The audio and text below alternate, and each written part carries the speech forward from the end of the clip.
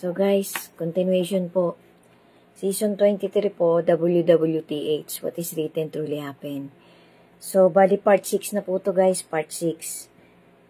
God bless us all po, to God be the glory po ulit. Thank you so much po sa lahat po ng dadaanan ng content ko na to. Sigad na po ang bahala sa ating lahat guys. Samot dalangin ko po na bawat isa sa atin ay malusog pa rin, ligtas pa rin. Sana po umpisahan nyo po mula part 1 hanggang final part.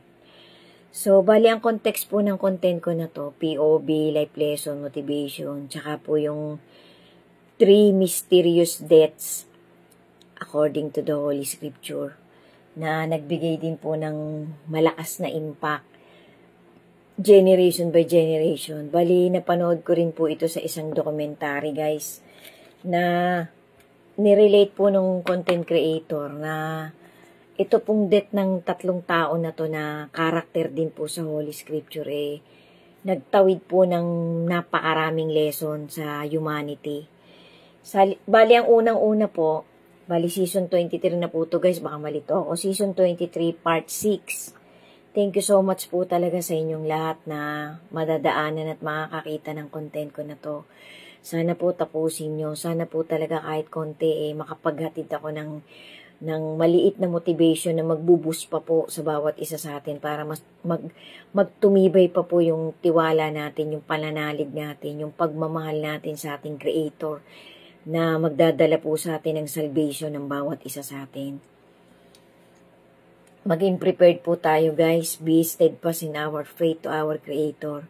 Kasi yan po talaga ang kakapitan natin ngayong nandito na po talaga tayo sa dinatahak na po ng trajectory ng last generation ng humanity, ang climax ng Great Tribulation. Kaya pakaingat po tayo, panghawakan po talaga natin yung pananalig natin, yung faith natin sa ating Panginoon. Guys, remind ko lang po ulit, faith is the completeness of good deeds, love, and hope. Sana po ay manatiling steadfast ang faith natin sa ating Panginoon. Amen. So, ang number 1 po guys na mysterious death na nasulat nga po sa love letter ng ating Creator the death of Lot's wife pala, sorry po. The death of Lot's wife. Si Lot po yung nephew, yung pamangkin po ni Abraham, ng amang Abraham natin. Na sabi po dito, according to the book of Genesis, the city of Sodom and Gomorrah was destroyed by our God, by our Creator. So, destroyed due to the people's wickedness. Lot's family was commanded to flee to the city and not to look back. However, Lot's wife disobeyed and turned back to see the destruction of the sin city. So instantly, she became a pillar of salt. Lot's wife,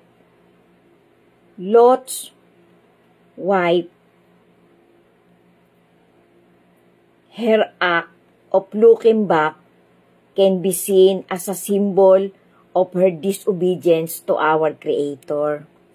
Lack of faith and attachment to the sinful city that she was leaving behind, leading to the consequences of her actions.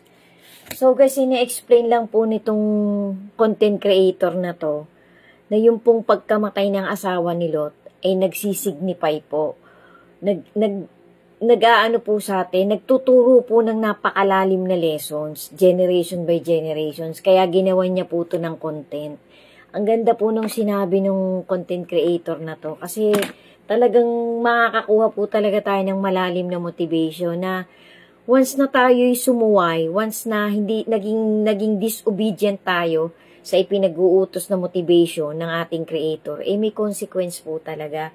Kasi winarningan na po si Lot, pati po si Abraham, bago pa po dumating dun yung 2 anghel sa Genesis. Actually guys, nagawan ko na to ng content na ang sinabi ko po dito sa what is written na to, nakalimutan ko na po kung anong part to eh.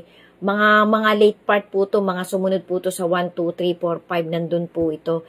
Ito po yung mga taong sumuway sa salita at utos talaga ng ating Creator na nagkaroon talaga ng consequence. Parang inulit ko na lang po ngayon. Kaso ito pong pagkamatay ng 3 taong to ay ang lakas po ng impact nito sa humanity. Generation by generation po. Kasi nung pumunta po yung 2 anghel, sa Genesis nga po natin ito makikita guys. I-check nyo na lang po, nakalimutan ko na po kung anong verse eh. Tingnan nyo na lang po, try nyo po kung makakalkal nyo pa yung profile ko. Nandyan po yan. Nasa mga first part po yan ng what is written truly happened na content na ginawa ko. Na nung sumuway po talaga tong mga taong to, inisa-isa ko po yun eh, medyo marami po yun eh. Pamula po sa Old Testament hanggang New Testament, may mga tao pong sinabi ang pangalan nila na nagkaroon po talaga ng magandang impact sa tao, generation by generation, na sumuway po sa ipinag-uutos ng ating Creator. Kasi nung sinabihan po, nung winarningan po ng 2 anghel na pumunta dun sa Sodom at Gomorrah, pinag-prepare na po nila na in few hours, madi-destroyed na nga po yung Sin City na yung Sodom at Gomorrah. Kasi nga po, nakita po ng Panginoon kung gaano kasama ang ginagawa ng mga tao doon. Ang isa po sa pinakamabigat na kasalanan ay yun nga pong fornication. Yun nga pong mga lustful sins, mga lustful actions ng mga tao noong unang siglo na yun sa Sin City na yun nga pong magkatabi na yun na Sodom at Gomorrah. Sinabihan na po ng anghel si Lot na kahit anong mangyari, dumiretso lang kayo ng takbo. Takbo lang kayo ng takbo hanggang sa makalayo kayo kasi nga sisirain na ng ating Panginoon ang lugar na to kasi sobrang sama ng mga tao dito. So ipinagmalasakit po ni Abraham, ipinakiusap niya po sa ating Panginoon na iligtas yung kanyang pamangkin at ang pamilya nito. Yun pong mga piyanse ng anak ni Lot, hindi po sumama. So bali ang sumama lang po, ang talagang nakaligtas lang po, yung 2 po yata o 3 anak ni Lot, tsaka yung asawa niya, tsaka si Lot, sila lang po. Kasi nga po, pinagmamadali na silang tumakbo at tumakas dun sa lugar na yun. Kasi pasasabugin po talaga. Totally wreck po, kumbaga sa sasakyan. Sunog na sunog po. Kaya nga po yung mga nangyari ngayon na excavation, yung mga pagre-research po ng mga scientists sa Sin City na to, wala po silang nakita. Pero nakita po, ito pong pinakahuling discovery, nakita po yung pillar of salt, yung pong katawan talaga nung babaeng to na asawa ni Lot na naging asin nga po. Pero yung iba po, yung mga dokumentara po, sinasabi po na naging ashes, na naging abo. Pero yung pinaka-latest po, naging asin po talaga. Pero ito pong Sodom at Gomorrah guys, hindi na po ito natagpuan kasi inilubog po talaga to ng Panginoon. Nasa ilalim po ito ng, yan pong magkakatabi na Syria, Egypt, Saudi Arabia, nandiyan po yung Sumerian City po, yan nga po yung naging, yan nga po yung city, yan po yung nandiyan po yung malapit yung Garden of Eden yung Syria, Egypt, Saudi Arabia, basta magkakatabi po yan yan po yung mga lugar na parang naging bagong pangalan ng Sumerian land nung na pong Sodom at Gomorrah, yan po yung bumalik. Egypt, Saudi Arabia, Syria, magkakatabi po yan. Tsaka nga po yung Euphrates. So, bali yan po yung isa sa pinaka-importanting pagkamatay na talagang nagkaroon ng impact. Sundan nyo pa po guys, may 2 pa po, i-relate ko po. Sana po kahit papaano makakuha tayo ng motivation na talagang lahat po ng sumusuway sa pinag-uutos nating Creator, may consequence po talaga. Sana po guys, tapusin nyo po talaga tong content ko na to mula part 1 hanggang final part. Thank you po for watching. God bless us all po. Sundan nyo pa po yung kasunod. To God be the glory po ulit. God bless us all po. Thank you po for watching.